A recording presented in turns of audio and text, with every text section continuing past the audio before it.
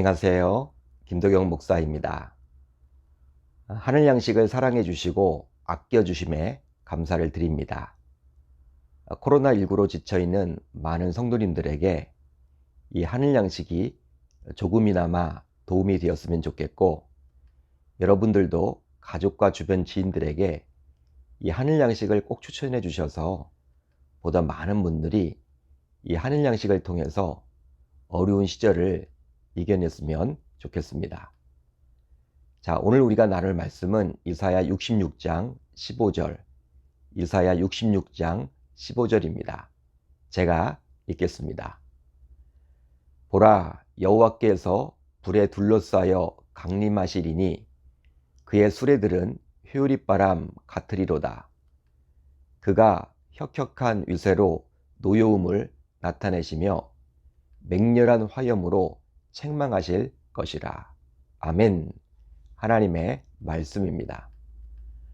오늘은 이 말씀을 통해서 성령께서 일하시다, 성령께서 일하시다 이란 제목으로 은혜를 나누겠습니다.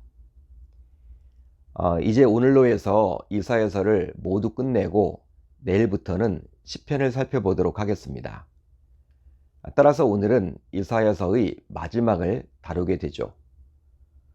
하나님께서는 남유다에게 아직 일어나지도 않은, 즉 미래의 일을 이사야 선지자를 통해서 말씀해 주셨습니다. 즉 이사야 선지자를 통해서 앞으로 남유다에게 닥칠 일들을 예언해 주셨죠.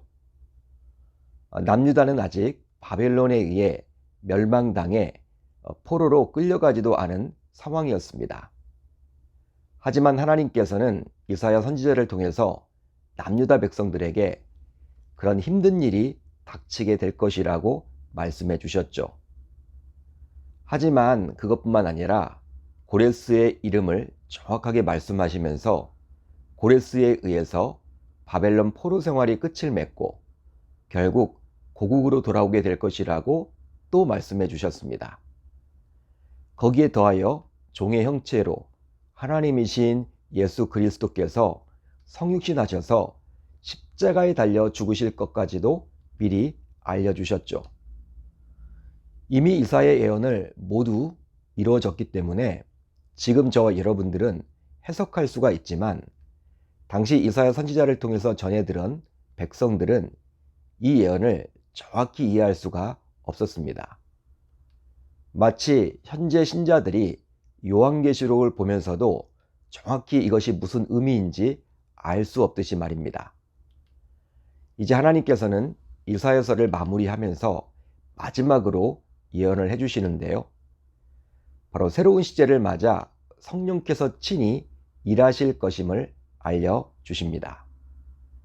한마디로 예수 그리스도께서 승천하신 이후, 즉 신약시대에는 성령의 시대가 열릴 것임을 말씀해 주시죠.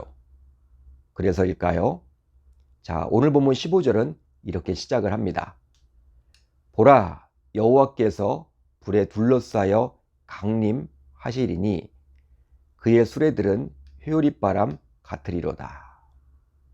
여호와께서는 불에 둘러싸여 강림하시고 그분의 병거들은 마치 회오리바람과도 같다라는 이야기인데요. 이것은 제3위 하나님이신 성령이 우리에게 임할 때의 모습을 그려주고 있습니다.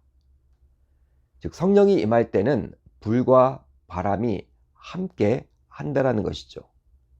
그런데요, 마가의 다락방에 오순절 성령이 임할 때에도 이런 비슷한 일이 일어나게 되었습니다. 자, 사도행전 2장 2절로 3절을 볼까요? 호련히 하늘로부터 급하고 강한 바람 같은 소리가 있어 그들이 앉은 온 집에 가득하며 마치 불의 혀처럼 갈라지는 것들이 그들에게 보여 각 사람 위에 하나씩 임하여 있더니. 역시 오순절 성령 대강림 때에도 성령은 바람과 불과 함께 했습니다. 이처럼 새로운 시대를 맞아 성령이 임하여 일하게 되는데요.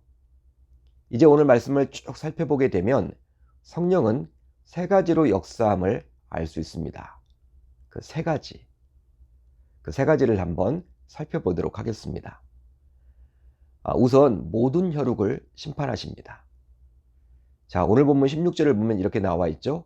여호와께서 불과 칼로 모든 혈육에게 심판을 베푸신즉 여호와께 죽임당할 자가 많으리니. 모든 혈육에게 심판을 베푸신즉, 성령의 수많은 사역 가운데 중요한 것이 있다면 바로 죄를 죄라고 인정하지 않는 사람들의 마음을 불로 치시는 것입니다. 그렇게 되면 돌처럼 완악한 마음조차도 자신이 지은 죄를 떠올리며 돌이키게 되죠. 즉 회개의 역사가 나타나게 되는 것입니다. 이것이 바로 성령이 일하시는 가장 놀라운 일이라 할 수 있겠죠. 그래서일까요? 예수님은 성령에 대해서 말씀하시면서 성령이 다음과 같은 일을 하신다라고 말씀해 주셨습니다. 내가 떠나가는 것이 너희에게 유익이라. 내가 떠나가지 아니하면 보혜사가 너희에게로 오시지 아니할 것이요 가면 내가 그를 너희에게로 보내리니 그가 와서 죄에 대하여 의에 대하여 심판에 대하여 세상을 책망하시리라. 아멘. 그렇습니다. 오늘 말씀 17절을 보시면 하나님의 말씀으로는 돌아오지 않으면서 스스로 판단해서 종교적인 피난처를 만들어 위안과 안식을 얻는 자들이 있었는데요. 그것에 더하여 그들은 자신들의 동산에 들어가서 돼지고기를 먹고 나중에는 쥐까지 잡아서 먹는 가증한 짓을 저질렀습니다. 이렇게 되면 결국 다 함께 망하게 될 것이라고 하나님께서는 말씀해 주셨죠. 그렇다면 쥐는 그렇다고 쳐도 과연 돼지고기를 먹으면 망하게 되는 것일까요? 레위기 11장을 보게 되면 하나님의 백성들은 가증한 음식인 돼지를 먹지 못하도록 금하셨습니다. 하지만 예수 그리스도로 인해서 새로운 피조물이 된 저와 여러분들 모두 이젠 아무런 거리낌 없이 돼지조차 먹을 수 있게 되었죠. 따라서 돼지고기를 먹게 되면 망하게 된다. 이것의 의미는 요즘 시대로 바꾸어 말하면 돼지머리 앞에서 절을 하는, 즉 고사를 지내는 것으로 볼 수 있습니다. 이런 고사를 지내는 행위가 하나님 앞에서는 지극히 가증스러운 것이라 할 수 있겠죠. 다음으로 모든 혈육에게 복음을 전하십니다. 자, 오늘 본문 18절로 19절을 보면 이렇게 나와 있습니다. 내가 그들의 행위와 사상을 아노라. 때가 이르면 문 나라와 언어가 다른 민족들을 모으리니 그들이 와서 나의 영광을 볼 것이며 내가 그들 가운데에서 징조를 세워서 그들 가운데에서 도피한 자를 여러 나라 곧 다시스와 뿔과 활을 당기는 룩과 및 두발과 얀과 또 나의 명성을 듣지도 못하고 나의 영광을 보지도 못한 먼 섬들로 보내리니 그들이 나의 영광을 문 나라에 전파하리라. 아멘. 이 말씀에 나오는 그들의 행위와 사상, 바로 사탄의 행위와 사상을 가리킵니다. 사탄은 사람들이 하나님을 불신하게 하고 타락한 감정으로 우상숭배를 하게끔 하죠. 하지만 때가 이르면, 즉 복음의 시대가 도래하게 되면 성령님은 온 세상에 복음을 보내어 그들이 자신의 가치를 찾고 존귀한 하나님의 백성이 되도록 합니다. 실제로 오늘 말씀을 보게 되면 여러 지명이 나오죠. 다시스, 지금의 스페인입니다. 뿔, 지금의 사하라 사막 위에 있는 북아프리카를 말하죠. 또 활을 당기는 룻도 역시 아프리카의 부족을 말하고 두발은 지금의 터키를 말하죠. 더욱이 야와는 지금의 그리스를 말합니다. 그런데 정말 놀라운 점은 예수님의 승천 이후 초대교회가 형성되었을 때 이 지명들에서 교회가 왕성하게 세워졌고 부흥했다라는 사실이에요. 그런데 여기에서부터 하나님의 명성을 듣지도 못하고 영광을 보지도 못한 아주 먼 곳까지 복음이 전해지게 되었습니다. 바로 저와 여러분들이 살고 있는 이 대한민국까지 말이죠. 여러분, 정말 놀랍지 않습니까? 이사야 선지자를 통해서 말씀하신 하나님의 예언이 하나도 틀리지 않았죠. 모두 이루어졌죠. 이처럼 복음이 전해지는 것은 철저한 성령의 역사임을 알 수 있습니다. 마지막으로 모든 혈육이 예배자가 되게 하십니다. 오늘 본문 23절을 보면 이렇게 기록이 되어 있죠.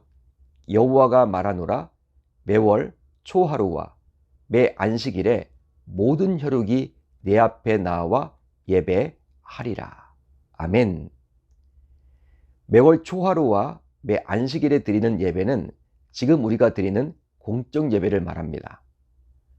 그렇다면 성령님께서는 왜 자신의 백성들로 하여금 이런 공적 예배를 드리도록 했을까요? 바로 공적 예배를 통해서 장차 우리가 가게 될 천국을 미리 경험하고 누리도록 하기 위함이죠. 따라서 예배를 통해서 이런 천국을 경험하기 위해서는 성령의 역사가 반드시 일어나야 함을 알 수 있습니다. 즉 성령의 역사가 없이 드리는 예배는 그냥 의무적으로 드리는 예배가 될 뿐이겠죠. 그러기에 성령의 역사가 매 예배 시마다 나타나도록 우리 모두 사모해야만 하는 거예요. 바로 예배를 인도하고 말씀을 전하는 목회자들뿐만 아니라 예배를 드리는 모든 성도님들도 성령의 역사가 나타나는 예배를 사모하며 삶 속에서 하나님이 싫어하는, 즉 죄와 거리가 먼 삶을 살도록 최선을 다해야만 하는 것이죠. 그렇습니다. 지금까지 살펴보았듯이 이사야서는 총 66장으로 구성되어 있는데 마무리는 성령의 일하심으로 끝나게 됩니다. 그런데 그 성령은 바로 세 가지 역할을 하시죠. 바로 죄에 대한 심판, 복음 전파, 예배입니다. 따라서 저와 여러분들 모두 이 성령의 역사에 민감하게 반응하며 하나님께서 정말 원하시는 신자로서의 모습을 갖추어 나가야만 할 줄로 믿습니다. 자, 이제 우리 공동체가 함께 나눌 기도 제목인데요. 두 가지입니다. 우선 성령의 역사에 민감하게 반응하는 신자 되게 하소서. 다음으로 이사야서를 통해서 받은 은혜를 기억하며 삶에 적용하며 살게 하소서.